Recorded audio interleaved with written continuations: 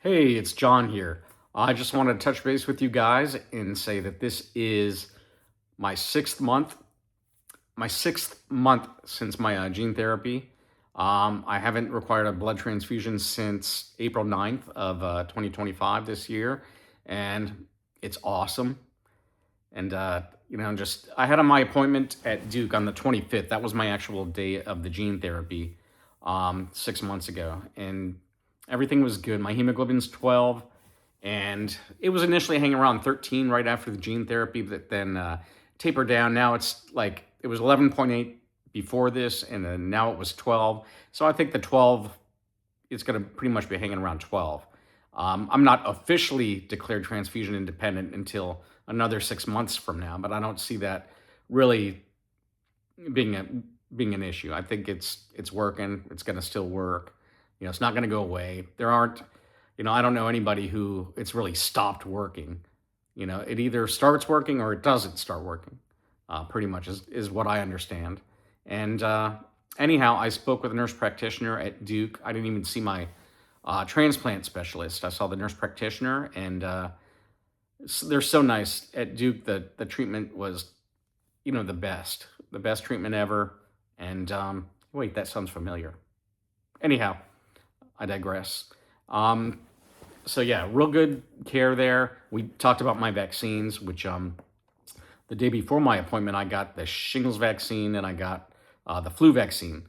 I still have to get the COVID vaccine, and then I still have to get my meningococcal and pneumococcal vaccines, which won't be for about a year. So I'll get those later on, and then I got to get titers done for MMR, stuff like that. So anyhow, getting revaccinated with all this stuff since my immune system was originally wiped out.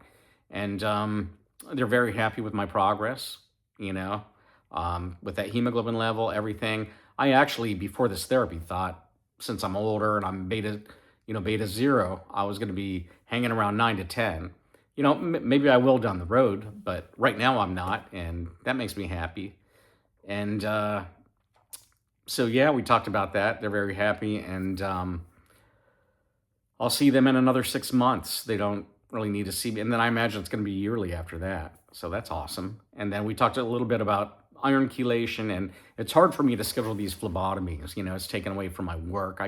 They won't do it late in the day, so it's really upsetting. And this just reminds me of all the troubles I had with scheduling these transfusions and labs.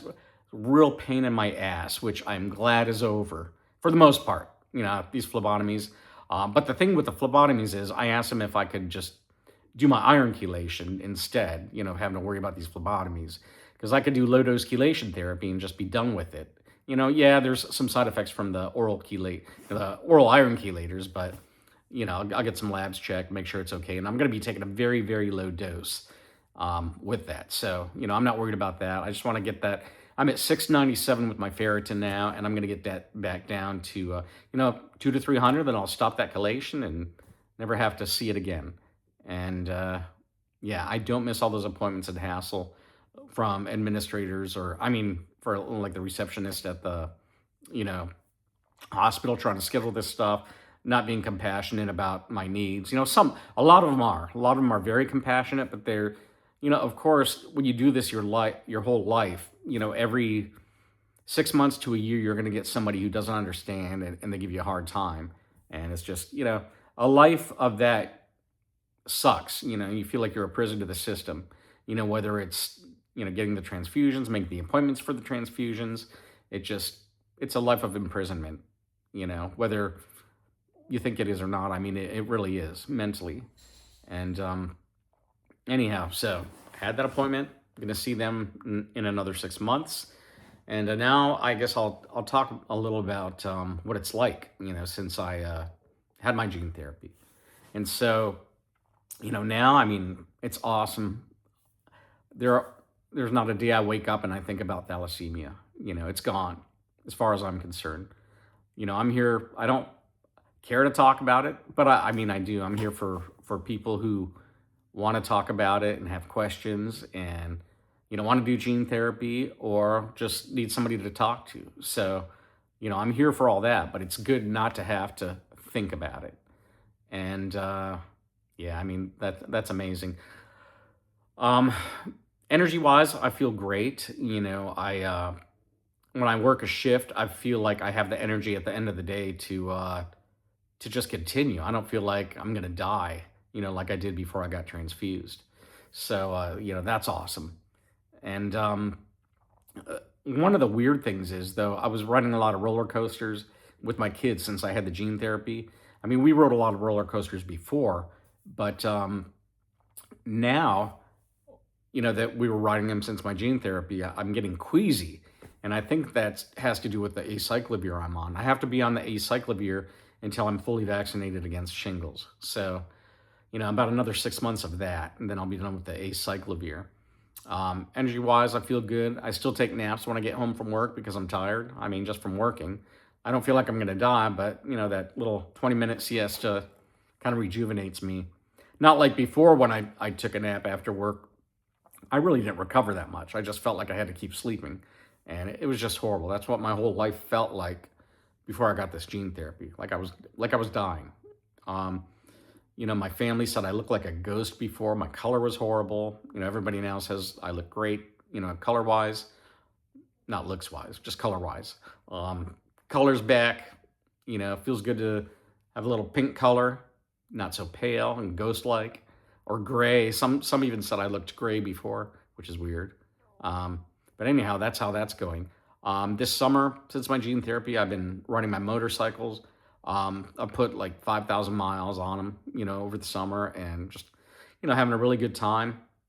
Able to do a lot more, not having to worry about appointments and blood transfusions.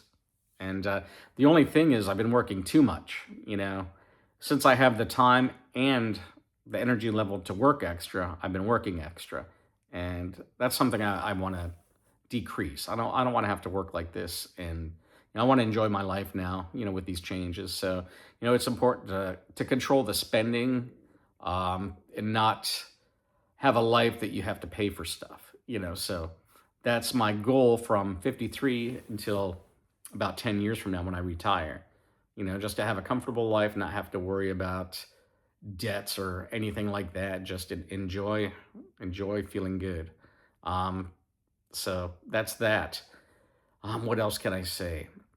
The other thing is, I just, a lot of people are excited about the gene therapy. They're excited to see me, and how, it was a success, so far. And it's really happy to be that person that people look to and feel more comfortable looking into the gene therapy now. And it's just, it's good. I think, if you're thinking about the gene therapy, the Zynteglo or the CRISPR, um, I think you should do it. Spending too much time worrying about the chemo is taken away from the time you could have been cured. And the risks are not huge. They're very small risks. The success is over 90%. I mean, even with people with beta zero and things like that, I mean, you're talking at least over 85%. And I can't remember what the exact numbers are, but they're really good. And the risks are very small. There are risks, but anything major happening is very, very rare.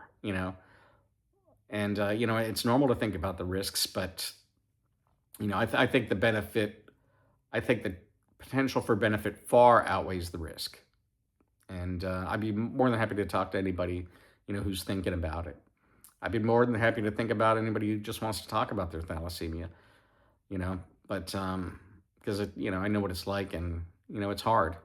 So anyhow, I hope you enjoyed this video. Just a little bit about what I've been doing since I got the gene therapy.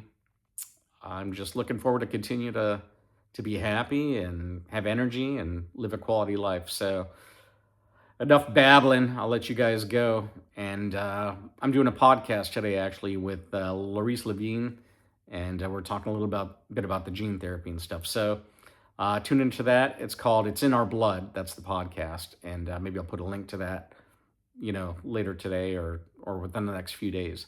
So anyhow, have a great day, and talk to you soon.